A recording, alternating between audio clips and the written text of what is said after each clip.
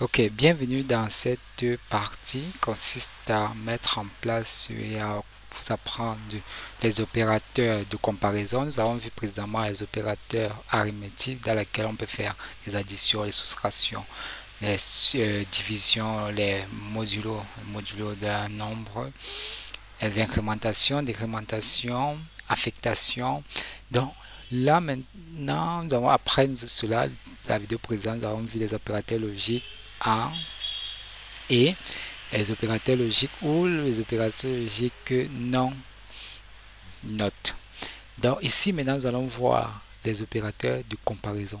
Quels sont les opérateurs de comparaison? Les opérateurs de comparaison ces opérateurs sont des symboles qui vont nous permettre de, de comparer un certain nombre d'éléments.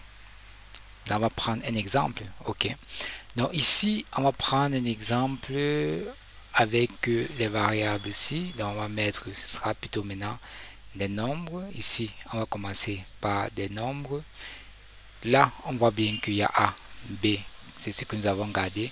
Et ici maintenant, nous allons comparer maintenant ces deux nombres-là. Ok, pour la comparaison de ces deux nombres aussi, on a la possibilité de faire ici directement au niveau de console là ou bien de faire directement une nouvelle variable qui est C ici.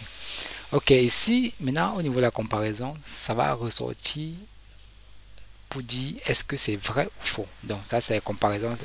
La résultante de la comparaison, c'est de dire est-ce que c'est vrai ou pas, est-ce que c'est respecté ou pas. Ok, donc ici, on va dire que est-ce que A est supérieur à B. Ça, c'est le cas de base. Est-ce que A est supérieur à B? Donc là, maintenant, A et B, donc ça veut dire qu'on vient là, on rafraîchit. Et ici, ça donne trop. Donc ici, ça fait trop ici. Donc A est supérieur à B. Ok. Donc ici, A est supérieur à B. Donc ça donne ici A supérieur à B. Donc là, on a nos différents éléments. Là, on voit que A est vraiment supérieur à B. Donc A ici est 12 et ici B est 3. Donc ça fonctionne. Est-ce que A est inférieur à B? A est inférieur à B. Est-ce que ça donne? Non. A est inférieur à B. A n'est pas inférieur à B. A est supérieur à B. Donc, ce qui fait en sorte que ça donne false. OK. Maintenant, est-ce que A est inférieur ou égal à B? On va d'abord commencer par l'égalité. A, est-ce A, ici, pour la vérification, c'est A, la double égalité. Est-ce que A est inférieur? A est égal à B. Et on réfléchit. On voit que A n'est pas égal à B. C'est donc ça qui donne false. OK. Maintenant, si on met ici plutôt 12, qu'est-ce que ça donne? Est-ce que A est inférieur à B? Et A est égal à B? Oui, il y a trop. Ici c'est trop, ici c'est égal, ici c'est égal. Donc ici ça donne 12, ici c'est 12. Ok, là ça donne sans problème.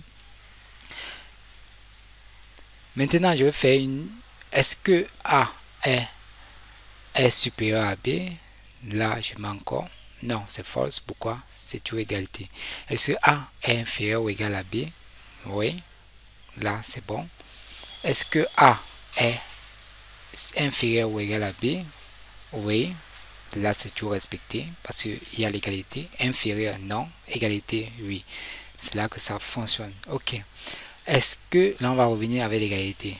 Là, c'est égalité. A est égal à B. Oui, ça donne trop.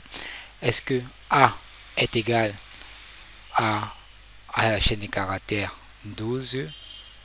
Là, on va voir double égalité. Ok, là c'est toujours respecté. Ici, il faut comprendre que les doubles égalités ici fait référence à l'égalité sans tenir compte du type. Parce que ici, si on regarde bien le type ici, c'est une chaîne de caractères. Ici, le type ici, c'est un nombre. On peut le voir ici. Donc, si on fait un console point log de type of A, on voit bien type of B. On va voir le résultat et on va voir que ici c'est un nombre, number, ici c'est un string. D'où ici ça ne tient pas compte du type de données. qui est ici, chaîne de caractères, et un nombre ici en haut. Maintenant ici, l'égalité, comme on peut le voir à ce niveau-ci, il y a notre égalité A est égal à B. Ok, notre A est égal à B. Est-ce que A est égal à B? Non. Pourquoi? Parce que on tient maintenant compte du type de données. Ici c'est un nombre, ici c'est une chaîne de caractères string. Ok, donc si on revient à notre nombre et on va voir que là ça met trop parce que ici c'est un nombre, ici c'est un nombre. Donc il faut comprendre ces différents éléments là. Donc c'est à travers ces différents éléments là que vous allez comprendre un certain nombre de choses, et cela vous permettre au fur et à mesure de l'avancée de gérer un certain nombre d'éléments. Ok, donc là nous avons vu concerne les opérateurs de comparaison. Ok, donc nous allons voir ici par la suite les structures de contrôle. Ok, autre chose ici, c'est que on va faire un autre test avec un booléen pour que vous puissiez voir.